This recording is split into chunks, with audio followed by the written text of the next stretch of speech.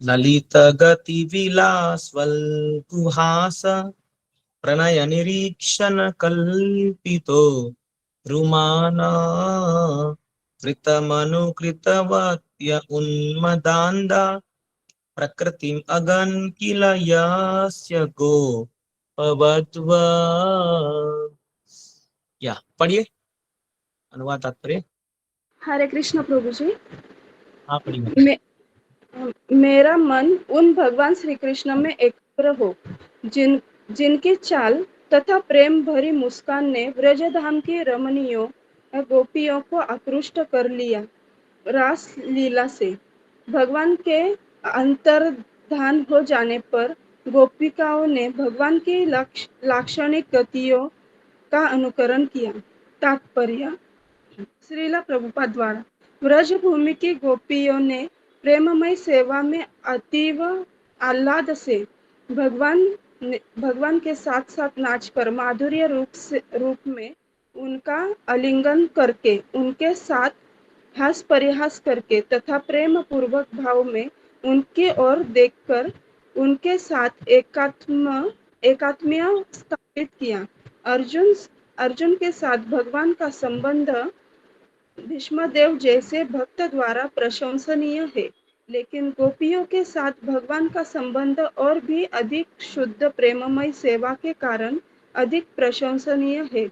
भगवान की कृपा से अर्जुन को सारथी के रूप में भगवान का भातृ सेवा प्राप्त हुई थी, लेकिन भगवान ने अर्जुन को अपने समान स्तर की शक्ति प्रदान नहीं की, किंतु गोपियां तो भगवान के बराबर का स्तर प्राप्त करके असल में भगवान के साथ एकात्म हो गई। भीष्म द्वारा गोपियों के स्मरण उनकी इस आकांक्षा की एक प्रार्थना है जिससे उन्हें जीवन की अंतिम अवस्था में गोपियों की कृपा भी प्राप्त हो सके। भगवान अपने शुद्ध भक्तों को महिमा मंडित होते देखकर अतिशय अधिक प्रसन्न होते हैं। अतएव भीष्मदेव ने केवल अर्जुन के कृत्य का ही यशोगान नहीं किया, अपितु गोपियों का भी स्मरण किया, जिन्हें भगवान की प्रेममयी सेवा करने के कारण भगवान की अद्वितीय कृपा प्राप्त हो सकी।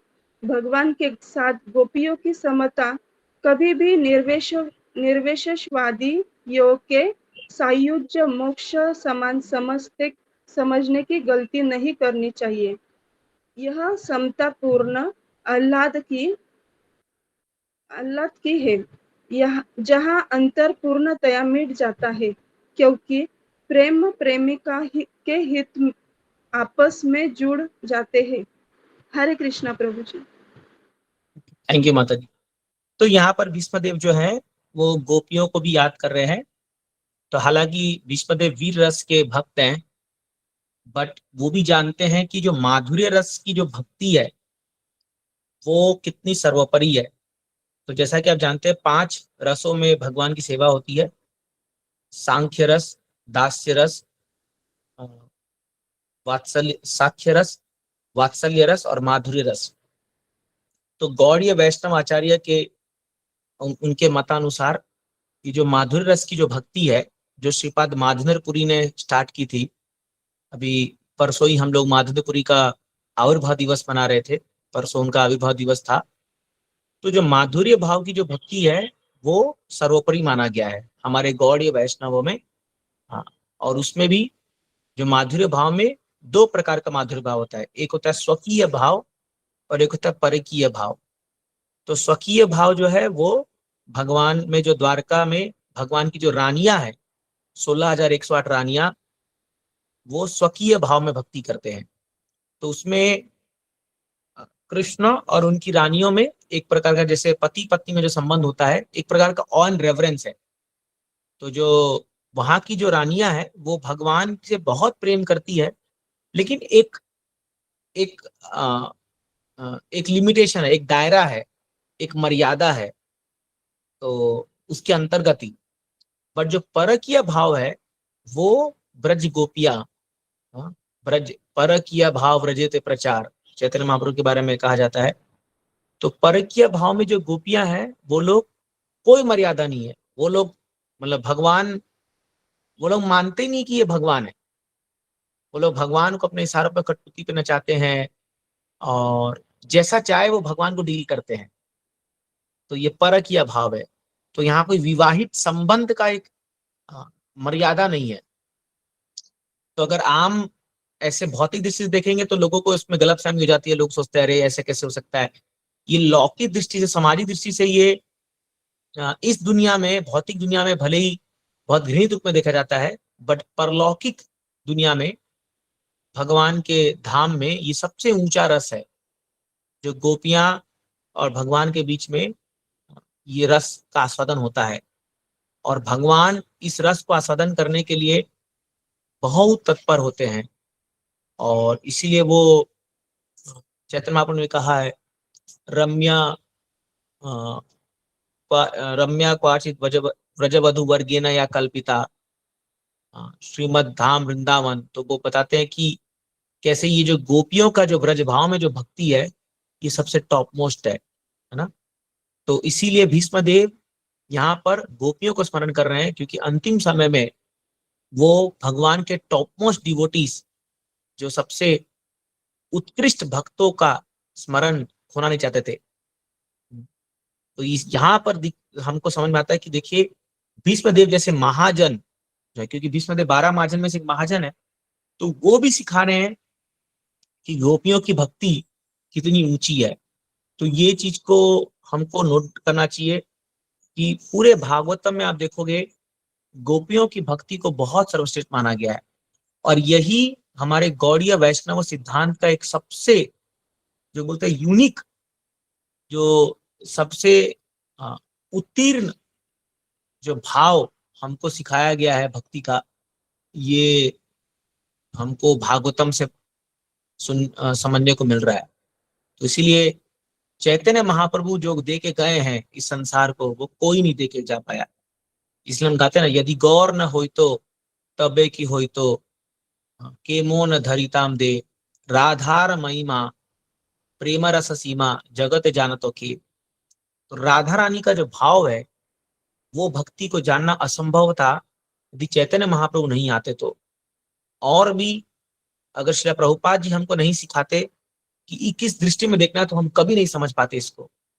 इसलिए आचार्यों के थ्रू ही हम इस भाव तक पहुंच सकते हैं, इंडिपेंडेंटली से नहीं जा सकते हम लोग, है ना। तो इसलिए यहाँ पर प्रभुपाद जी गोपियों की भक्ति को भीष्म के द्वारा जो स्तुति कर रहे हैं उसको वर्णित कर रहे हैं। और इसमें एक पॉइंट प्रभुपाद जी बताते हैं जो इंपॉर्टेंट है, कि जब हम कहते हैं कि गोपियां एकात्मता प्राप्त कर लेते भगवान के साथ, तो ये एकात्मा वो नहीं है जो सायुज्य मुक्ति कहते हैं। जैसे जो ये ब्रह्मवादी लोग जो होते हैं, या इम्पर्सनलिस्ट जो होते हैं, मायावादी लोग, इनका लक्ष्य क्या होता है कि हम भगवान में जाके मिलीन हो जाएंगे, मिल जाएंगे, मतलब हम मर्ज हो जाएंगे भगवान में। बट गोपियों का ये भाव नहीं है। तो यहाँ पर लिख रहे हैं कि ये जो एकात्मता है, उसका जो मूल जो कॉमन पॉइंट वो क्या है, कॉमन पॉइंट ऑफ इंटरेस्ट। तो जो गोपियों का भाव है वही कृष्ण का भाव है। तो गोपियों का भाव क्या है, कृष्ण को प्रसन्न करना। तो जैसे भगवान गीता में क्या कहते हैं, भोक्तारा जगत तपसाम सर्वलोक महेश्वरम। तो भगवान बोलते हैं मैं परम भोक्ता हूं, कृष्ण परम भोक्ता है। और जो उनके शुद्ध भक्त होते हैं, वो लोग भी क्या बोलते हैं, कृष्ण परम भोक्ता है। तो वो वैसे ही क्रिया करते हैं जिसमें कृष्ण को आनंद मिले। This is called common point of interest, है ना। जैसे मान लीजिए घर में कॉमन बिजनेस होता है, तो जितने भी भाई होंगे या बाप बेटे होंगे, वो लोग मिलकर के, उनका एक ही गोल होता है कि बिजनेस को आगे बढ़ाया जाए या धन कमाया जाए। तो कॉमन पॉइंट ऑफ इंटरेस्ट है, तो सब साथ में चलते हैं, सब एक साथ डिसीजन होता है, सब होता है। बट इन जनरल इस दुनिया में जो जीवात्माएं हैं, उनका भगवान से इंटरेस्ट अलग है। जैसे भगवान गीता में कहते हैं सर्वधर्म परित्यज्य मामेकम शरणम व्रज, मेरी शरण में आओ। पर यहाँ के जो जीवात्मा है, वो लोग इसका उल्लंघन करते हैं, नहीं नहीं हम आपकी शरण में क्यों जाए, हम अपना माइंड के शरण में जाएंगे, हमको जो चाहिए हम वो ऐसा काम करेंगे। तो this is difference of interest. तो लेकिन जो भक्त लोग होते हैं, उनका एक ही इंटरेस्ट होता है जो उनके पूर्ववर्ती आचार्य का इंटरेस्ट है और जो भगवान का इंटरेस्ट है, they have the common goal. तो ये है एकात्मता, this is called oneness in Krishna consciousness. इसकी बात प्रभुपाद जी यहाँ पर कह रहे हैं। ठीक है, आगे बढ़ते हैं। टेक्स्ट 41।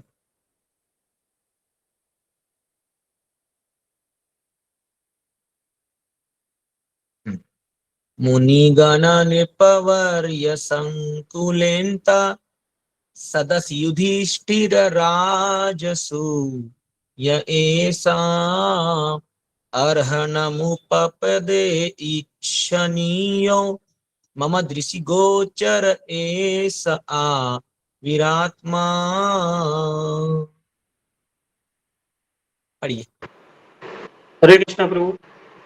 हाँ पढ़िए जी। महाराज युधिष्ठिर द्वारा संपन्न राजसूय यज्ञ में विश्व के सारे महापुरुषों, राजाओं तथा विद्वानों की महासभा हुई थी और उस सभा में सबों ने श्री कृष्ण की पूजा परम पूज्य भगवान के रूप में की थी। यह सब मेरी आंखों के सामने हुआ और मैंने इस घटना को याद रखा, जिससे मेरा मन भगवान में लगा रहे। तात्पर्य, कुरुक्षेत्र युद्ध में विजयी होने के बाद चक्रवर्ती सम्राट महाराज युधिष्ठिर ने राजसूय यज्ञ संपन्न किया। उन दिनों सिंहासन पर बैठने के बाद राजा अपनी श्रेष्ठता घोषित करने के उद्देश्य से विश्व भर में विचरण हेतु एक घोड़ा छोड़ता था और किसी भी राजकुमार या राजा को यह स्वतंत्रता थी कि वह उस सम्राट की सत्ता को माने या ना माने। जो विरोध करता था उसे सम्राट से युद्ध करके विजय द्वारा अपनी श्रेष्ठता सिद्ध करनी होती थी। हारने पर उसे अपने जीवन की बलि देनी होती थी, जिससे उसके स्थान पर दूसरा राजा या प्रशासक बन सके। अतएव महाराज युधिष्ठिर ने भी ऐसा ही घोड़ा छोड़ा और संसार भर के राजाओं तथा राजकुमारों ने महाराज युधिष्ठिर के नेतृत्व को चक्रवर्ती सम्राट के रूप में स्वीकार कर लिया। तत्पश्चात महाराज युधिष्ठिर के राज्य के सारे शासकों को राजसूय यज्ञ में सम्मिलित होने के लिए आमंत्रित किया गया। ऐसे यज्ञ में अरबों रुपए व्यय होते हैं, अतएव वह छोटे मोटे राजाओं की बस की बात न थी। ऐसा यज्ञ अत्यधिक खर्चीला होने तथा वर्तमान परिस्थितियों में संपन्न करने में कठिन होने से इस कलयुग में संभव नहीं है। न ही कोई ऐसे पुरोहित रह गए हैं जो ऐसे यज्ञ का भार अपने ऊपर ले सकें। इस प्रकार आमंत्रित होने के बाद संसार भर के राजा तथा बड़े बड़े मुनिजन महाराज युधिष्ठिर की राजधानी में एकत्रित हुए। इस अवसर पर एक विद्व सभा बुलाई गई, जिसमें बड़े बड़े दार्शनिक, धर्मज्ञ, वैद, विज्ञानी तथा सारे महान ऋषि सम्मिलित हुए। कहने का तात्पर्य यह है कि समाज में ब्राह्मण तथा क्षत्रिय सर्वोच्च व्यक्ति होते थे और वे सभी उस सभा में आमंत्रित थे। समाज में वैश्य तथा शूद्रों का स्थान कम महत्वपूर्ण होता था, अतएव यहाँ उनका उल्लेख नहीं किया गया है। आधुनिक युग में सामाजिक कार्यकलापों में परिवर्तन होने से वृत्तिपरक पदों के रूप में मनुष्यों की महत्वता भी बदल गई है। इस प्रकार उस एक महान मिनट जी। हाँ, अभी तो और प्रश्न बड़ा परपोट है। सूर्य माता जी आपने हाथ उठाया था, आप पढ़ना चाहेंगे? यस प्रभु जी। पढ़िए, एक पैराग्राफ पढ़ लीजिए। इस तरह उस महान सभा में भगवान श्री कृष्ण सबका आंखों के तारे बने हुए थे। सबकी आंखों के तारे बने हुए थे।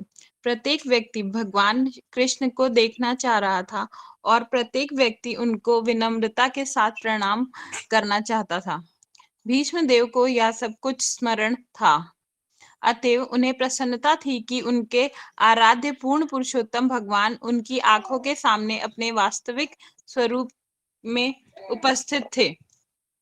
अतएव परमेश्वर का ध्यान करना उनके कार्यकलापों, रूप, लीलाओं, नाम तथा यश का ध्यान करना है। यह उससे सरल है जिसको सर्वोपरि के निराकार पक्ष का ध्यान माना जाता है। भगवत गीता 12.5 सही है बोलिए 12.5। में यह स्पष्ट कथन है कि भगवान के निराकार पक्ष का ध्यान करना अत्यंत कठिन है। यह वास्तव में कोई ध्यान नहीं, यह तो समय का अपव्यय मात्र है, क्योंकि इससे शायद ही कभी वांछित फल प्राप्त होता है। किंतु भक्तगण भगवान के वास्तविक स्वरूप तथा उनकी लीलाओं का ध्यान करते हैं और ऐसे में भगवान भक्तों के लिए सहज सुलभ है। इसका उल्लेख भी भगवत गीता 12.9 9 में हुआ है। भगवान अपने दिव्य कार्यकलापों से अभिन्न है। इस श्लोक में इसका भी संकेत हुआ है कि जब भगवान कृष्ण मानव समाज के समक्ष वास्तविक रूप में, विशेष रूप से कुरुक्षेत्र में के युद्ध में उपस्थित हुए, तो वे उस समय के महानतम पुरुष माने गए। भले ही तब उनके पूर्ण पुरुषोत्तम भगवान न स्वीकार किया गया हो। यह प्रचार की कोई महापुरुष मृत्यु के बाद ईश्वर की भांति पूजा जाता है, भ्रामक है, क्योंकि मृत्यु के बाद कोई भी मनुष्य को ईश्वर नहीं बनाया जा सकता। ना ही भगवान कभी मनुष्य हो सकते हैं, भले ही वे साक्षात विद्यमान क्यों ना हो। ये दोनों ही विचार भ्रांति मूलक है। मानववाद का विचार भगवान कृष्ण पर लागू नहीं होता। Okay, thank you. तो यहाँ पर जिस एपिसोड की बात हो रही है वो राजस्व यज्ञ की बात हो रही है, और प्रभुपाद जी बहुत विस्तृत रूप से बता रहे हैं कि राजस्व यज्ञ होता क्या था। तो आप इसको समझ लीजिए, ये आपको अच्छा लगे, नॉलेज होना चाहिए। तो जैसे अभी आप देखते हो अपने देश में एक सेंट्रल गवर्नमेंट है और एक स्टेट गवर्नमेंट है। तो सभी स्टेट जो है वो सेंटर को टैक्स देते हैं, और वो एक एक स्टेट गवर्नमेंट जो है अपना एक एक सीमित राज्य चलाती है, और सभी स्टेट मिलकर के फिर एक सेंटर गवर्नमेंट बनता है। तो जो मेजर डिसीजन होते हैं वो सेंटर डिसाइड करती है और सभी स्टेट पर लागू होता है। तो एक स्टेट का सीमित शासन होता है। उसी प्रकार से पहले जब पूरे दुनिया में एक राजा होता था, छत्रपति राजा, एक राजा, is known as emperor of the world. और जो अभी कई सारे देश दिख रहे हैं आपको, वो सबके एक एक राजा होते थे, जैसे आजकल स्टेट के चीफ मिनिस्टर लोग होते हैं, और वो सभी लोग इस एक राजा को टैक्स देते थे। तो महाराज युधिष्ठिर पूरे विश्व के सम्राट थे, पूरे विश्व के। तो ये कैसे चुनते थे? तो जो राजा क्लेम करता था कि मैं पूरे विश्व का सम्राट बनूंगा, तो वो एक यज्ञ करता है जिसको बोलते थे राजस्व यज्ञ। राजस्व यज्ञ मतलब राजा बनने के लिए यज्ञ कर रहा है वो। तो उस यज्ञ में एक घोड़ा को छोड़ते थे, और वो राजा घोड़ा को छोड़ेगा और घोड़ा पूरा विश्व का भ्रमण करके आएगा। तो उस घोड़े के साथ राजा के सेना और सब कुछ और एक प्रमाण पत्र जाएगा, और वो घोड़ा हर राज्य में जाएगा, और वहां के जो अभी राजा है, जो उस राज्य को संभाल रहा है, उसको पत्र दिया जाएगा कि जैसे महाराज युधिष्ठिर एक छत्र राजा पूरे सम्राट दुनिया के घोषित किए गए हैं, आपको इसमें आपका सहमति है कि आप इसका विरोध करते हैं?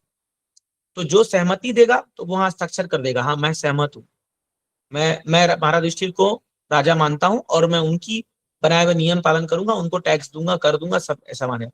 जो विरोध करेगा तो फिर युद्ध होगा। तो युद्ध में राजा के सैनिक जो है वो करेंगे, या स्वयं राजा भी युद्ध करेगा। और युद्ध, जो घोड़ा पकड़ लिया, वो घोड़ा रख लिया मतलब वो स्वीकार नहीं कर रहा है, तो उससे युद्ध होगा, और फिर युद्ध करके वो अपना छत्रपति जो अपना वो राजा स्थापित करेगा। तो ऐसी नहीं था कि खाली डिप्लोमेसी और इससे ये करके आपस में, वो वीर के दम पर, अपने वीरता, अपने शौर्य, उसके दम पर जो है वो राजा घोषित होता था। तो ऐसे राजा महाराज युधिष्ठिर राजा थे, और ये लोग बड़े क्वालिफाइड राजा थे, प्योर क्षत्रिय जो थे। आजकल शुद्ध क्षत्रिय को देखना भी बड़ा मुश्किल है, तो बट ऐसे क्षत्रिय थे। और तो ये लोग जब राजस्व यज्ञ करते थे तो कई ब्राह्मणों को बुलाते थे। तो जो राजस्व यज्ञ में एक होती है अग्र पूजा। अग्र पूजा मतलब सबसे प्रथम पूजा किसकी होगी? तो प्रथम पूजा जो होती थी वो सबसे महान व्यक्ति जो उस यज्ञ में उपस्थित है उसकी होती थी। तो भगवान कृष्ण भी जो है उस यज्ञ में गए थे, क्योंकि महाराज युधिष्ठिर यज्ञ कर रहे हैं। तो ये बात चला कि किसकी पूजा होगी सबसे पहले। तभी वहां बड़े बड़े ऋषिगण बैठे थे, वशिष्ठ मुनि बैठे होंगे, और इनके द्रोणाचार्य और ऐसे सब बड़े बड़े ऋषि लोग बैठे थे। लेकिन वहां पर जो है सभी लोगों ने, जो भी धार्मिक क्षेत्र से थे, पांडव सब लोग ने, इन लोग ने एक स्वर में कहा कि भगवान कृष्ण की अग्र पूजा होनी चाहिए। ऑल्दो बहुत लोग ये बात नहीं मानते थे कृष्ण परम भगवान है, बट इन लोग जो है आ, आ, सब लोग ने कहा, युधिष्ठिर ने कहा कि पहले भगवान कृष्ण पूजा होगी। और इसी एपिसोड में आगे जाकर के जो है शिशुपाल का वध होता है, क्योंकि शिशुपाल बहुत विरोध करता है इसका कि ऐसे कैसे हो सकता है, कौन बोला इसकी पूजा होगी, अरे तो एक ग्वाला है, ये तो एक साधारण सा ग्वाला है, इसकी तुम पूजा कर रहे हो, तुम्हारा दिमाग खराब हो गया, बड़े बड़े ऋषिगण बैठे, ये बैठे बहुत। तो फिर बहुत उटंग पटांग बोलने लगा। तो फिर बाद में भगवान ने उसका सर धड़ से अलग कर दिया था सुदर्शन चक्र से। तो भगवान कृष्ण जो है वो परम भगवान है, ये बात सब लोग नहीं जानते थे उस समय। तो इसीलिए भगवान गीता में कहते हैं, नाहम प्रकाश सर्वस्य योग माया समावृता मूढ़ोहम ना भी जानाति मम भूतम ऐश्वरम। तो नाहम प्रकाश सर्वस्य, मैं सभी लोगों को प्रकाशमान नहीं होता हूं, या अपने ऐश्वर्य को मैं सभी लोगों को रिवील नहीं करता हूं, है ना। मूढ़ो हम ना भी जानाती, जो मूढ़ व्यक्ति है वो मुझे कभी जान नहीं सकता। तो इसीलिए प्रभुपाद जी यहाँ पर कह रहे हैं कि जब हम कृष्ण को परम भगवान मानते हैं, ये एंथ्रोपोमॉर्फिज्म नहीं है। जैसे लास्ट में ये जो बोला ना मानववाद, मानववाद क्या है, इसका मतलब है कि एक आदमी मान लो बहुत फेमस है, बहुत बड़ा काम किया, और मतलब तो उसको क्या करते हैं, कुछ लोग उसको भगवान डिक्लेयर कर देते हैं, ये तो भगवान है। जैसे अभी भी चल रहा है, कुछ लोग कुछ जो मतलब फकीर, जैसे for example even Sai Baba आप देख लो, तो हम ये मान सकते हैं साईं बाबा एक एक फकीर थे या एक साधु होंगे, बट हम भगवान नहीं मान सकते उनको, क्योंकि शास्त्र का प्रमाण नहीं है उसमें। कोई भी शास्त्र में साईं बाबा के भगवान होने का प्रमाण नहीं है। बट देखो कुछ लोगों ने आकर के, क्योंकि हो सकता है उनकी मान्यता पूरी हो गई, या उन्होंने कुछ जादू दिखा दिया, कुछ ये दिखा दिया, जो भी हो, ये जो परफेक्ट एग्जांपल है एंथ्रोपोमॉर्फिज्म का, ये इन पे लगता है कि कैसे एक एक व्यक्ति को उन्होंने हाईलाइट कर कर करके भगवान बना दिया। तो ये गलत है, शास्त्र इसका अनुमान नहीं देता। तो ऐसे बहुत जगह है, अभी और भी है। जैसे कई लोग अंबेडकर जी को जो है भगवान के बुद्ध का अवतार मानते हैं, ये एकदम कॉन्कॉक्शन है, एकदम ये वो है। लेकिन अभी आप इन लोगों को से बोलोगे तो वो लोग मानेंगे नहीं, बट क्योंकि ये शास्त्र की बात नहीं है, ये शास्त्र का मत नहीं है। हाँ, वो बड़े महान व्यक्ति हो सकते हैं, उन्होंने बड़ा महान काम किया हो और ये हो, ये हम मान सकते हैं, चलेगा, उसके लिए उनको रेस्पेक्ट है, वो है। बट हम उनको भगवान नहीं मान सकते, क्योंकि भगवान जो है वो क्लियरली पूरे शास्त्र में वर्णित है। और उनके जो 6 ऐश्वर्य है, हाँ, कि जो है सबसे धनवान, सबसे सुंदर, सबसे, तो 6 भगवान मतलब 6 ऐश्वर्यों का, और संपूर्ण मात्रा में उनके अंदर 6 ऐश्वर्य विराजमान है। तो वो 6 ऐश्वर्य तो ये लोग सब पूरा नहीं दिखा सकते थे ना, जो लोग भी है। तो इसीलिए शास्त्र को बीच में लाना बहुत जरूरी है। तो प्रभुपाद जी इसका बहुत खंडन किए थे कि ये मानववाद सही नहीं है, इसको इंग्लिश में एंथ्रोपोमॉर्फिज्म बोलते हैं। इसका मतलब कोई एक व्यक्ति को इतना ग्लोरीफाई करके भगवान बना देना। तो ये हाल एक बार जब शिला प्रभुपाद जी का जो मूवमेंट इस्कॉन बहुत फेमस हो गया था, तो प्रभुपाद जी बड़े प्रचलित हो गए थे और कई शिष्य हो गए थे। तो कुछ शिष्यों ने कहने लगे कि प्रभुपाद जी भी भगवान का अवतार है, ऐसा वो कहने लगे। बट प्रभुपाद जी इस पे इतना कुपित हुए थे कि उन लोगों को लिटरली इस्कॉन से बैन कर दिया था प्रभुपाद जी ने, उनको बैन कर दिया था प्रभुपाद जी ने कि ये गलत विचार है तुम्हारा, कि तुम जो है, मैं भगवान नहीं हूं, मैं भगवान का दास हूं। तो ये जानना बहुत जरूरी है। इसलिए हम गाते हैं ना गुरुवाष्टकम में, साक्षात हरित्वेना समस्त शास्त्रे उक्तस तथा भाव्यत एव साध्य किंतु प्रभोरिया प्रिय एव तस्य वंदे गुरो श्री चरणारविंदम। साक्षात हरित्वेना, गुरुदेव को हम साक्षात भगवान की तरह सम्मान देना चाहिए, पूजा करना चाहिए, उनको मानना चाहिए। इवन भागवतम ये कहता है one should worship spiritual master like God, भगवान। साक्षात हरित्वेना, वो साक्षात हरि है।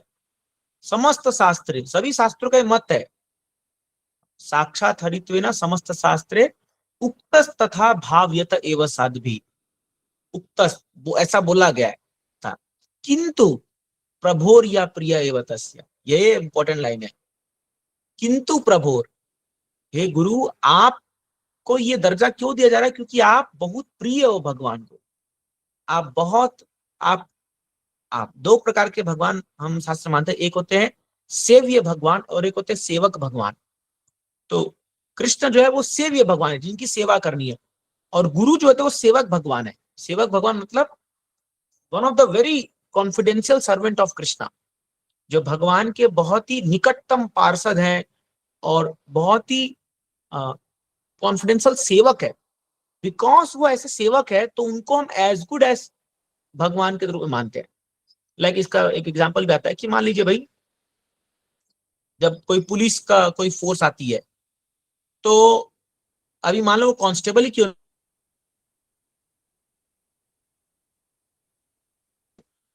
हम हम उनको सम्मान क्यों देते हैं? क्योंकि हम उनमें सरकार का रूप देखते हैं, है ना। हम समझते हैं कि वो गवर्नमेंट को रिप्रेजेंट कर रहा है। अगर हम उस कांस्टेबल की बात भी नहीं मानेंगे, जैसे मान लीजिए अभी आप या ट्रैफिक पुलिस की बात नहीं मानोगे, आप मान लीजिए आप रेड लाइट क्रॉस कर दिए, मतलब जब रेड लाइट ऑन था तो ट्रैफिक पुलिस चालान काटता आपका, आप नहीं मानोगे बात, तो फिर आपको कोर्ट कचहरी का केस, क्या आपका केस हो जाएगा।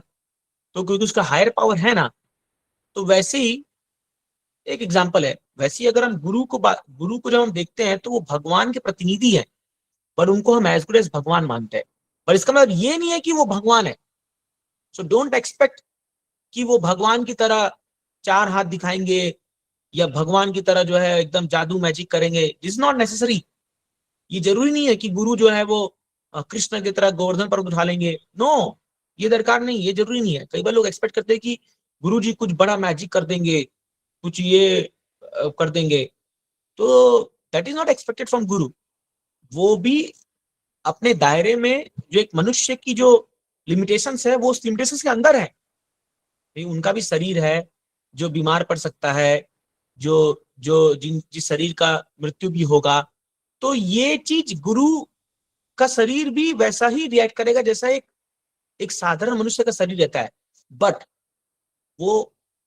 उनकी चेतना जो है वो इतनी उन्नत है और भगवान की सेवा में इस प्रकार लगी हुई है कि हम उनको भगवान की तरह दर्जा देते हैं, हम उनको भगवान की तरह मानते हैं। ये बहुत इंपॉर्टेंट पॉइंट है समझना, how to C Guru and spiritually elevated person.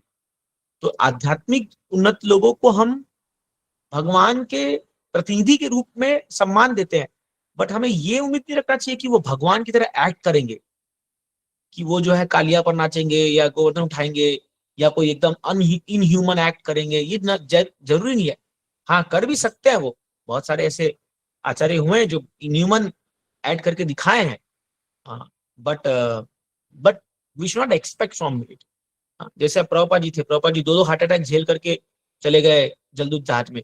पर अब इसका मतलब ये नहीं कि सभी जो गुरु प्रभुपाद जी के शिष्य आ रहे हैं वो भी सबको 2 हार्ट अटैक आएगा तो झेलना ही चाहिए, ऐसा कोई मापदंड नहीं है। तो मापदंड क्या है उस व्यक्ति का, कि वो अपने गुरु की आज्ञा को पालन कर रहे हैं और आचार्य को फॉलो कर रहे हैं। That is the criteria for being a गुरु। तो खैर, यहाँ पर इसलिए ये बात बोली जा रही है कि कृष्ण जो है ऐसे भगवान नहीं है कि वॉक्स पॉपुली या कुछ लोग मिल करके कृष्ण को भगवान मान रहे हैं बोल तो भगवान है। नहीं नहीं नहीं, कृष्ण परम भगवान शास्त्र द्वारा प्रमाणित है और उन्होंने अपने भगवान होने का जो प्रमाण है वो प्रस्तुत किया है। उन्होंने प्रस्तुत किया है अपने लीलाओं के द्वारा, अपनी वाणी के द्वारा, अपने ऐश्वर्य के द्वारा। तो इसीलिए वो परम भगवान है। तो हमें कोई डाउट नहीं होना चाहिए इस बात पे और फॉर्मली कन्विंस होना चाहिए कि कृष्ण जो है वो परम भगवान है।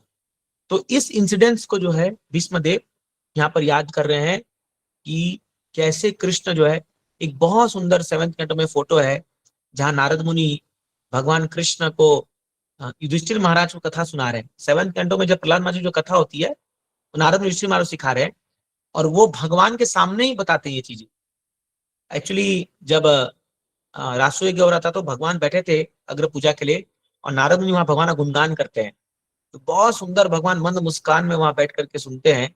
तो 7th कैंडल में बहुत सुंदर फोटो भी है इसका, जो मतलब मैं अक्सर उस मेडिटेट करता था उस फोटो पर। मुझे बहुत पसंद था वो फोटो कि भगवान इतना आराम से भगवान बैठ करके और भगवान ऐसा गुणगान हो रहा है। तो Krishna is real God Prabha ji, Krishna is real God, वो वास्तव में परम भगवान है। तो इस पे हमें फेथ होना चाहिए, है ना, ये बता रहे। तो यहाँ पर युधिष्ठिर महाराज बोलते हैं कि आ, भगवान का ऐसा पूजा हुआ था और उसमें मैं शामिल था, और वो उस दिन को याद कर रहे हैं कि भगवान का ऐसा जो है ऐसा सुंदर भगवान का गुणगान और पूजा अग्र पूजा हुआ था।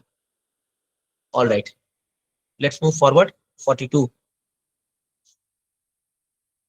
ये आखिरी श्लोक है भीष्म का 1942। शेयर कीजिए।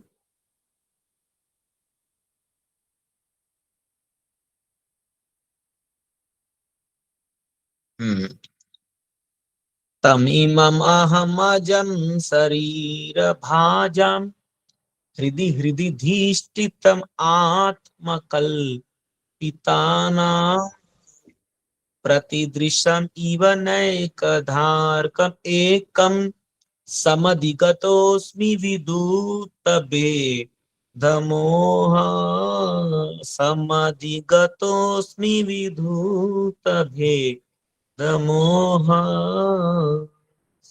पढ़िए। हरे कृष्णा प्रभु जी। हाँ धन्यवाद। पढ़िए मत पढ़िए। अब मैं पूर्ण एकाग्रता से एक ईश्वर भगवान श्री कृष्ण का ध्यान कर सकता हूँ, जो इस समय मेरे सामने उपस्थित है, क्योंकि अब मैं प्रत्येक के हृदय में, यहाँ तक कि मनोधर्मियों के हृदय में भी रहने वाले उनके प्रति द्वेष की कुधारणाओं को पार कर चुका हूँ। वे सबके हृदय में रहते हैं, भले ही सूर्य को भिन्न भिन्न प्रहार से अनुभव किया जाए, किंतु सूर्य तो एक ही है। तात्पर्य ऐसी श्रील ऐसी भक्ति वेदांत स्वामी श्रील प्रभुपाद महाराज की जय। भगवान श्री कृष्ण की एक परम भगवान है, लेकिन उन्होंने अपनी अचिंत्य शक्ति द्वारा अपने आप को अनेक पूर्णांश व भिन्नांश में विस्तारित कर रखा है। द्वैत की धारणा उनकी इस अचिंत्य शक्ति के बारे में अज्ञान के कारण है। श्रीमद् भगवत गीता 9.11 में श्री भगवान कहते हैं कि जो अल्पज्ञ है मात्र वे ही उन्हें मनुष्य मानते हैं। ऐसे अल्पज्ञ व्यक्ति श्री भगवान की अचिंत्य शक्तियों को नहीं जानते। वे अपनी अचिंत्य शक्ति के सबके हृदय में उसी प्रकार विद्यमान है, जिस प्रकार सूर्य संसार भर के लोगों के सामने विद्यमान है। श्री भगवान का परमात्मा रूप उनके पूर्ण अंश का विस्तार है। वे अपनी अचिंत्य शक्ति से प्रत्येक के हृदय में परमात्मा रूप में अपना विस्तार करते हैं। वे अपनी व्यक्तिगत तेज के विस्तार द्वारा ब्रह्म ज्योति के जाज्वल्यमान तेज के रूप में अपना विस्तार करते हैं। ब्रह्म संहिता में कहा गया है कि ब्रह्म ज्योति उनका व्यक्तिगत तेज है, अतएव उनमें तथा उनके तेज ब्रह्म ज्योति या परमात्मा रूप में उनके पूर्ण अंशों में कोई अंतर नहीं है। अल्प ज्ञानी लोग जिन्हें इस तथ्य का पता नहीं है, वे ब्रह्म ज्योति तथा परमात्मा को भगवान श्री कृष्ण से भिन्न समझते हैं। भीष्मदेव के मन से द्वैत की यह कुधारणा पूर्ण रूप से मिट चुकी है और वे अब संतुष्ट है कि वे भगवान श्री कृष्ण ही है जो सब कुछ है। यह अनुभूति महात्माओं या भक्तों को ही प्राप्त होती है, जैसे कि श्रीमद् भगवत गीता 7.19 में कहा गया है कि श्री वासुदेव ही सर्वे सर्वा है और श्री वासुदेव के बिना किसी का कोई अस्तित्व नहीं है। श्री वासुदेव या भगवान श्री कृष्ण ही आदि परम पुरुष है, जिसकी पुष्टि अब भीष्मदेव द्वारा हो रही है। भीष्मदेव 12 महाजनों में से एक है, अतएव नव जिज्ञासुओं तथा शुद्ध भक्तों दोनों के समान रूप में उनके चरण चिन्हों का अनुसरण करने का प्रयास करना चाहिए। भक्ति मार्ग के लिए यही विधि है। विष्णुदेव के आराध्य पार्थ सारथी रूप में भगवान श्री कृष्ण है और वही श्री कृष्ण वृंदावन में गोपियों के सर्वाधिक मनोहर श्याम सुंदर है। कभी कभी अल्पज्ञ अध्येता गलती से वह सोचते हैं कि वृंदावन के श्री कृष्ण तथा कुरुक्षेत्र युद्ध वाले श्री कृष्ण पृथक पृथक व्यक्तित्व है, लेकिन विष्णुदेव के मन से यह भ्रांति पूर्ण रूप से दूर हो चुकी है। यहाँ तक कि निर्विशेषवादियों के लक्ष्य निराकार ज्योति के रूप में भगवान श्री कृष्ण ही है और योगियों के लक्ष्य परमात्मा भी भगवान श्री कृष्ण है। भगवान श्री कृष्ण ब्रह्म ज्योति तथा अंतर्यामी परमात्मा दोनों ही है, लेकिन ब्रह्म ज्योति और परमात्मा भगवान श्री कृष्ण का पूर्ण प्रतिनिधित्व नहीं करते। भगवान श्री कृष्ण में ब्रह्म ज्योति व परमात्मा दोनों है, लेकिन ब्रह्म ज्योति या परमात्मा में न तो भगवान श्री कृष्ण होते हैं, न भगवान श्री कृष्ण के मधुर संबंध अपने साकार रूप में भगवान श्री कृष्ण पार्थ सारथी तथा वृंदावन के श्याम सुंदर दोनों ही है, लेकिन निराकार पक्ष में वे न तो ब्रह्म ज्योति में है न ही परमात्मा में।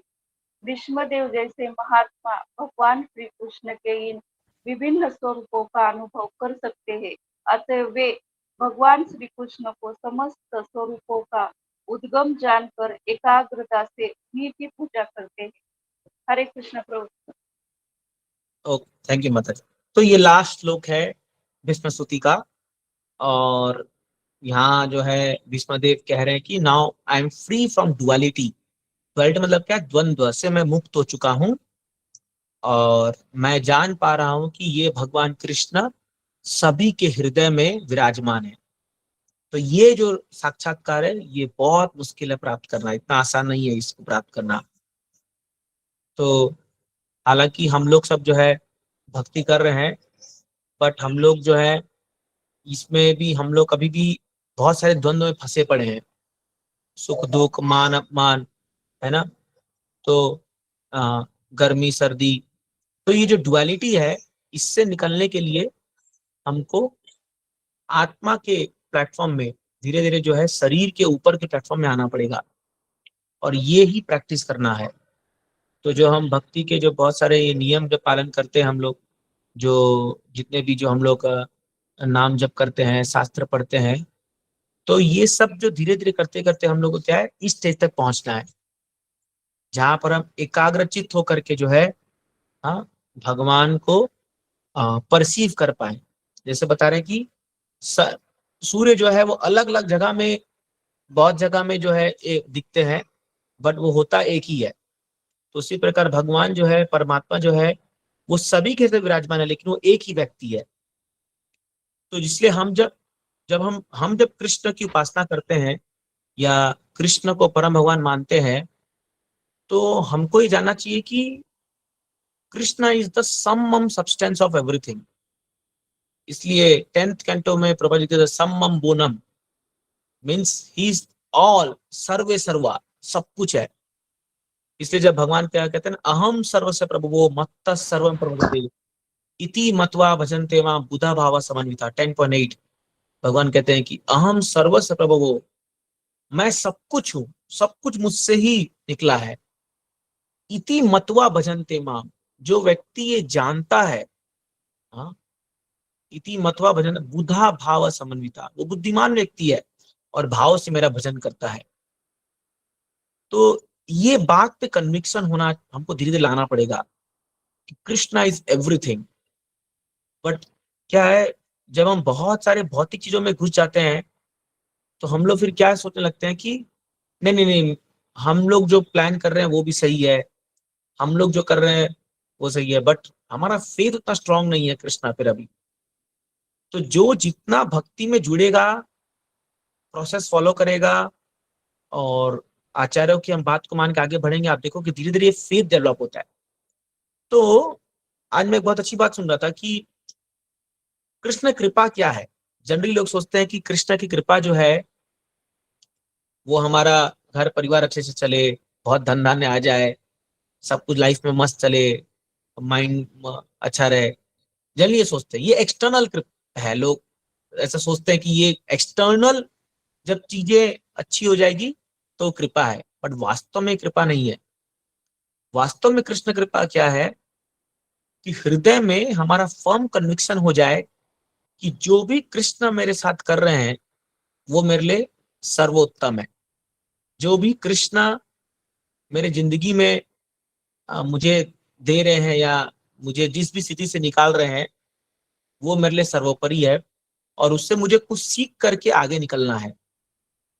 ये कृष्ण की कृपा है, फर्म कन्विक्शन। कृष्ण कृपा आंतरिक, internal advancement of consciousness is mercy of Krishna.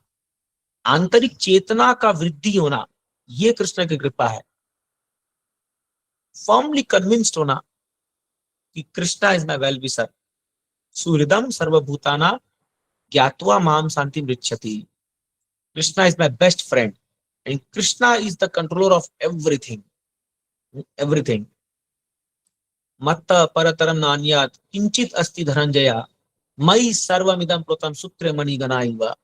भगवान गीता में कहते हैं अर्जुन को, मत्त परतरम ना अन्यत्, मुझसे बढ़कर ऊपर कोई नहीं है। किंचित अस्ति धनंजय, किंचित कोई भी थोड़ा, कोई भी वस्तु मुझसे ऊपर नहीं है।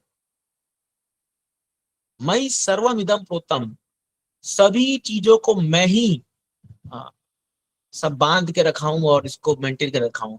सूत्र मणिगणा इव, जैसे एक मणि में सूत्र धागा होता है जो उसको पूरा बांध के पिरो के रखता है, अगर वो धागा निकाल दो सारी मणियां बिखर जाएगी। उसी प्रकार जैसे हम कृष्ण को अपनी लाइफ से हटा देंगे सब कुछ बिखर जाएगा। तो इसलिए as devotees we should make this as principle कि कृष्णा को पहले रखना है। Krishna is my first priority, rest बाद में होता जाए, अपने आप होता जाएगा। दिस इज प्योर भक्ति की ओर आगे बढ़ने का ये सिम्टम है कि कृष्णा जो है वो हमारे प्रायोरिटी बनने चाहिए। पर जनरली देखा गया कि लोग जो है वो उतना विश्वास नहीं होने के कारण भगवान को साइड में रखते हैं थोड़ा सा और अपने लाइफ को पहले अपने हिसाब से जीने का प्रयास करते हैं। जब थक हार जाते हैं या माया का बहुत लात खा लेते हैं तब जाकर के उनको थोड़ा बहुत बुद्धि आता है, नहीं अभी कृष्ण को हमको पकड़ना चाहिए। बट जो बुद्धिमान लोग होते हैं या जिनका बहुत सुकृति होता है या जिन पर साधु कृपा होती है वो लोग तुरंत पकड़ लेते हैं इस बात को और वो पूरा डेडिकेटली भगवान के भक्ति में लगे रहते हैं। तो देखिए, चाहे अभी आप गृहस्थ हो चाहे हम ब्रह्मचारी जो भी हो, अभी जीवन तो एक मिला है अपने को जैसे करके, तो इसको हमको परफेक्ट करना चाहिए। इसको हमको प्रयास करना चाहिए कि हम पूरी तरीके से जो है इसको एक सफलता की ओर लेके जाएं। Let us not take another chance, और दोबारा चांस के लिए वो करना करें, जितना जोर हो सके हम लगा दें इसी जन्म में, पूरा प्रयास करें अपने पूरे सिंसियरिटी से का, तो शायद हम इस स्थिति तक पहुंच जाएंगे। अदरवाइज क्या आधा अधूरा करेंगे तो फिर ना हम भी आनंद से रह ले पाएंगे और न ही हम उस सफलता की। नो डाउट हम धीरे धीरे एडवांस तो कर रहे हैं, बट सीरियसनेस आना बहुत जरूरी है इस चीज के लिए, ये रिक्वायर्ड है। तो नहीं तो क्या फिर धीरे धीरे मौका छूट जाता है, हाथ से चला जाएगा, तो फिर बाद में बड़ा अफसोस होगा कि हमको इतना अच्छा मौका मिला बट हम इसको पूरा नहीं कर पाए। तो इसीलिए ये जो हम जब ये भागवतम पढ़ते हैं तो प्रभुपाद जी अपने तात्पर्य से यही अर्जेंसी लाते हैं हमारे अंदर ये भक्ति के लिए, और इसी अर्जेंसी को ही डेवलप करने के लिए हम भागवतम पढ़ते हैं और भगवान से डीपली और स्ट्रॉन्गली कनेक्ट होने का प्रयास करते हैं हम लोग, है ना। तो ये प्रभुपाद जी यहाँ पर कह रहे हैं कि कृष्ण जो भीष्मदेव जब भगवान कृष्ण की उपासना कर रहे हैं तो उसमें सभी एस्पेक्ट इन्वॉल्व है भगवान के। तो 3 रूप में भगवान को जनरली दुनिया में लोग मानते हैं, इम्पर्सनल, एक है ब्रह्मेति परमात्मेति भगवान शब्द थे। ब्रह्मन रूप जो भगवान का सर्वव्यापी रूप है, परमात्मा जो हृदय में बैठे हुए रूप है, और भगवान जो कृष्ण मोर मुकुट वंशीधारी जो कृष्ण है उस रूप में। तो बट प्रभुपाद जी ये भी कहते हैं कि हमें परमात्मा और ब्रह्मन रूप को उपासना करने की दरकार नहीं है। हम डायरेक्टली क्यों कृष्ण की उपासना कर रहे हैं, दैट इज सफिशिएंट, क्योंकि उसके अंदर दोनों रूप समाये हुए हैं। जब आप कृष्ण की पूजा कर रहे हैं, उनका गुणगान कर रहे हैं, तो आप समझिए कि आप परमात्मा और ब्रह्मन रूप का दोनों का मिलित रूप में ही हम पूजा कर रहे हैं। तो इट इज सफिशिएंट, ये सब कुछ कवर कर देता है। ठीक है, तो यहाँ पर भीष्म स्तुति खत्म होती है। ये बहुत सुंदर स्तुति है। अब मैं आपसे रिक्वेस्ट करता हूँ कि आप लोग इसको दोबारा पढ़िए, एटलीस्ट एक दो श्लोक याद कीजिए इसमें। हाँ, तो जैसे एटलीस्ट ये कुछ जो इम्पोर्टेंट श्लोकस है, जैसे ये वाला तमाल वर्णम रवि कर गौर वरांबर त्रिभुवन कमनम तमाल वर्णम, ऐसे करके जिस आपको कोई भी एक श्लोक एटलीस्ट आप याद कीजिए इसमें। बहुत अच्छा भीष्म स्तुति पूरा पढ़ सके तो बहुत अच्छी बात है, उसको पढ़ सकते हैं। दिस इज वेरी ब्यूटीफुल, और भगवान इतना अच्छा गुणगान है, तो याद कर सकते हैं। तो अभी नेक्स्ट श्लोक में जो है विशुद्ध स्वामी कहेंगे कि भीष्मदेव अपना शरीर छोड़ेंगे। इस पर हम अगले हफ्ते डिस्कस करेंगे। ये अब अलग ही टॉपिक स्टार्ट हो जाएगा यहाँ से, तो वो हम अगले पे डिस्कस करेंगे। किसी का कोई प्रश्न है या कुछ कमेंट्स है तो आप बता सकते हैं। हरे कृष्णा।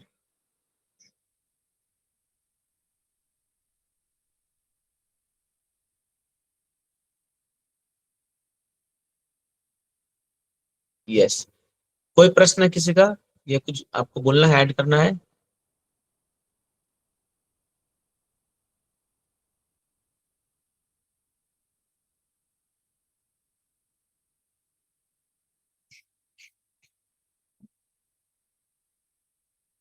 यस, ओके अतुल जी पूछिए। हरे कृष्ण बहुत धन्यवाद प्रणाम प्रभु। प्रभु जी हाँ मेरा सवाल है, हम इतनी बार भी सुनते हैं, हम प्रैक्टिस भी करते हैं, पढ़ते भी है, बट पूरा का पूरा अपने हृदय में वो चीजें कलेक्टिव नहीं रहती। जब भी हमें रिकॉल करना चाहते हैं उस चीज को, भले हमने अच्छे से पढ़ा है, उसको प्रैक्टिस किया है, तो ऐसा क्यों होता है प्रभु जी? ऐसा मीन्स आप समझ रहे ओह, हो व्हाट आई एम सेइंग? हाँ हाँ मैं समझ बोली। देखिए बोली क्या है, हम लोग के पास समझना होगा कि हम लोग माया के संसार में इतना लिप्त है ना, मतलब अपन सब लोग, और इतना समय बिता चुके हम लोग यहाँ पर कि एक प्रकार से हम लोग को अ, वो एक भूलने की बीमारी हो जाती है। तो फॉरगेटफुलनेस ये दुनिया में एक बहुत बड़ा कर्स है एक प्रकार से। तो मतलब कर्स इन द सेंस कि हम भूल जाते हैं कि हम लोग, सोचिए ना, माँ के गर्भ में हम इतना इतना तकलीफ झेल करके आए हैं, और वो भी हम भूल चुके हैं। अभी हम लोग फिर यहाँ पर आकर के संसार को भोगने का प्रयास कर रहे हैं। जस्ट इमेजिन कितना भूलने का हम लोग आदत है। तो इसलिए हम पढ़ते हैं, सुनते हैं, भूलते हैं। इसलिए तो बार बार कहा गया नित्यम भागवत सेवया, बार बार। इसलिए इसका एक ही उपाय है कि बार बार जो है हम लोग भक्तों के संग में आए और सुने और करें। इसे देखिए क्यों हम रेगुलर प्रोग्राम्स करते हैं। अभी हम लोग क्यों सैटरडे संडे रेगुलर प्रोग्राम्स करते हैं, हम एक भी प्रोग्राम मिस नहीं चाहते, क्योंकि हम, मुझे पता है कि हम ऐसी जैसी प्रोग्राम मिस करेंगे लोग भूल जाएंगे चीजों को। वो एक हफ्ता पूरा फिर वो ऐसा माया में घुसेंगे कि it will be very difficult. But still some people they don't, उन्होंने उसका वैल्यू नहीं समझते।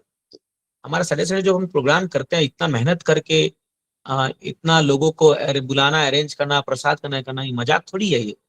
लेकिन हमें फिर भी करते हैं क्योंकि लोग भूल न जाए, और फिर से वो माया की तरफ बड़े मुश्किल से वो अपने मन को कैसे भी करके कृष्ण की ओर मुंह मोड़े हैं, और फिर जो है वो माया की ओर मुड़ जाएंगे फिर एकदम, कि माया खींच लेगी पूरा पकड़ करके। लोग समझते हैं इसका value. Sometimes people when they don't attend our weekly programmes, तो मुझे बड़ा अजीब लगता है कि अरे they are not serious about their भक्ति।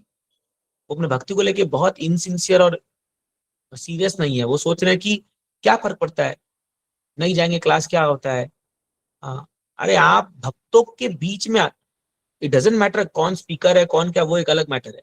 बट आप भक्तों के संग में आ रहे हो, ये आपका इतना बड़ा सौभाग्य है कि आप भक्तों के संग में आ रहे हो। वो केवल संग में आने से आप माया से बच जाओगे। केवल संग में आके बैठना, कथा सुनना, कीर्तन करना, प्रसाद पाना, तो आपको एक प्रोटेक्शन लेयर आ जाएगा आपके चारों तरफ, और आपको माया इन्फ्लुएंस नहीं कर पाएगी। आपका माइंड स्टेबल रहेगा और आप बच पाओगे। But people don't take it seriously. वो इसको मजाक समझते हैं और या मतलब इन सेंस सोचते हैं क्या फर्क पड़ता है, बहुत कैजुअल लेते हैं। ये ऐसे लोगों का ही भक्ति में हानि होता है। जो लोग रेगुलर प्रोग्राम्स आ रहे हैं, सत्संग में आ रहे हैं, कथा सुन रहे हैं, भागवत पढ़ रहे हो कर रहे हैं, तो नो डाउट स्ट्रगल होगा, क्योंकि हम लोग बहुत समय से माया में जुड़े हुए हैं, बहुत समय हमने बिताया है। बट हम लोग एक दिन हम इस आ जाएंगे, धीरे धीरे हो जाएगा। ये प्रॉपर जी गारंटी है और ये 100% होगा, because we are on right track. तो ये बहुत जरूरी है। तो खास करके गृहस्थ भक्तों को हफ्ते में एक दिन मंदिर जरूर आना चाहिए। ये ही बार बार गुरु महाराज प्रभुपाद जी बार बार ये कहते थे कि क्यों आना चाहिए उनको, क्योंकि वो इतना चीज से इन्वॉल्व है, अपने घर परिवार ऑफिस ये सब लेकर के इतना मतलब संसारी चीजों में उलझे हुए हैं कि उससे बाहर निकलना बहुत मुश्किल है। पर जब वो मंदिर आते हैं, भक्तों से मिलते हैं, तो उनको एक पुश मिलता है एक आगे बढ़ने का। तो आई थिंक प्रभु जी यही मार्ग है, सत्संग, साधु संग। जितना साधु संग होगा, जितना हरि कथा होगा, योगा, इससे धीरे धीरे कर करके हम ये जो फॉरगेटफुलनेस की बीमारी से दूर हटेंगे और भगवान को याद कर पाएंगे। यही मेरा अंडरस्टैंडिंग है जो मैं समझ पा रहा हूँ। ठीक है। यस प्रभु जी, मुझे लग रहा था प्रभु जी कि अपनी साधना में कुछ कमी गिर रही है क्या, कि अपना ही वैष्णव अपराध हो रहा है या साधना हमसे कुछ साधना तो है प्रभु जी, लेकिन वैष्णव कृपा भी चाहिए, भक्तों का संग चाहिए। और ये संग करते करते करते कृपा आएगी, धीरे धीरे कृपा आएगी। थोड़ा समय लगेगा लेकिन कृपा होगी। तो हम सिंसियरली फॉलो कर रहे हैं तो होगा ना एक दिन, क्यों नहीं होगा, 100% होगा। ओके, सूर्य माता जी आपने कुछ मैसेज किया क्या? आप बोलिए, तो वो मैसेज मैं पढ़ नहीं पा रहा हूँ ठीक से। यस प्रभु जी, एक सेकंड प्रभु जी।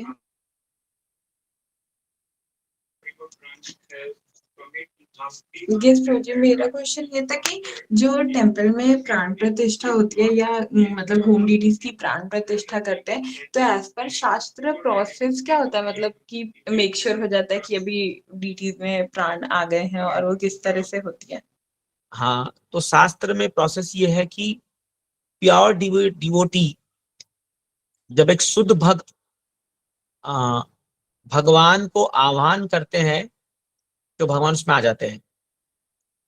तो जिस दिन नेत्रोन्मिलन होता है, तो आप देखोगे जो जैसे हमारे इस्कॉन में जीबीसी मेंबर्स है, जो गुरुजन जो है, वो लोग एक क्या बोलते हैं, ध्रुव ग्रास या कोई चीज से एक एक अंग को भगवान का एलाइनमेंट करते हैं। तो उस प्रक्रिया से फिर भगवान उसमें आ जाते हैं। अब ऐसा नहीं बोल सकते कि एग्जैक्टली कौन समय ऐसा, लेकिन पूरा विधि विधान है, वो तो और जो ज्ञानी लोग इसे बता सकते हैं। बट विधि विधान से भी मोर इंपॉर्टेंट है प्योर डिवोटी का लुक। जैसे प्रभुपाद जी के गॉड ब्रदर थे, तो उन्होंने कहा था प्रभुपाद जी के लिए कि if you just see the deity then Krishna will appear there. Prabhupada ji ने कहा था ना कि आप खाली एक मूर्ति को अगर आप देख भी लोगे खाली, तो आप उसमें भगवान आ जाते हैं। Prabhupada had such potency.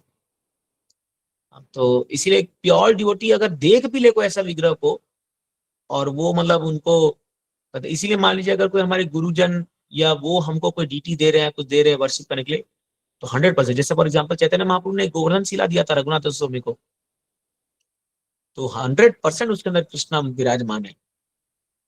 तो जैसे एक अभिराम ठाकुर करके एक पार्षद थे चैतन्य महाप्रभु के, तो वो जिस भी डीटी को अगर वो बिजनेस पे करेंगे और अगर उसमें मतलब भगवान नहीं है, तो वो ब्लास्ट हो जाता था डीटी। और इवन कोई डिवोटी जो मान लो भक्त बनने का नाटक कर रहा है, और अगर वो प्योर डिवोटी नहीं है, तो उसकी मृत्यु हो जाएगी।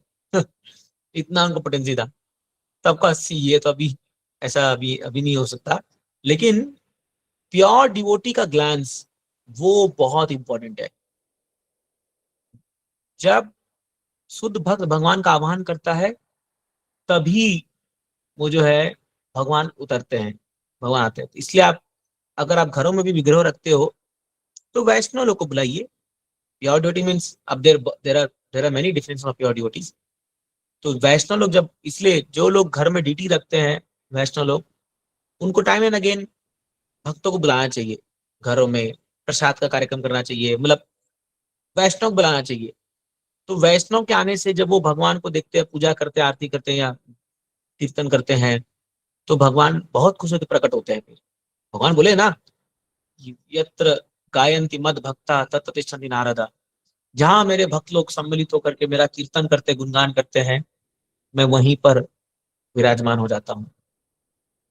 इसलिए to bring devotees to this world, to bring Krishna to this world, we need devotees, only devotees can do that. ये मेरा एक जनरल अंडरस्टैंडिंग है, बट पूरा विधि विधान पूरा वो लिखा हुआ है, पूरा है, वो एक अलग शास्त्र है जिसमें गोपाल भट्ट गोस्वामी ने जो है इसका पूरा डीटी वर्शिप का पूरा मैनुअल पूरा लिखा है, उसमें पूरा लिखा हुआ है ये चीज। इवन हरि भक्ति विलास में भी ये लिखा है। तो मैंने तो नहीं पढ़ा है उसको अभी, बट जो लोग इंस्टॉल करते डीटीज वो लोग को इसका पूरा नॉलेज है। तो टेक्निकलिटीज ये है, बट जो प्रिंसिपल वो ये है कि pure devotee invites Krishna to duties.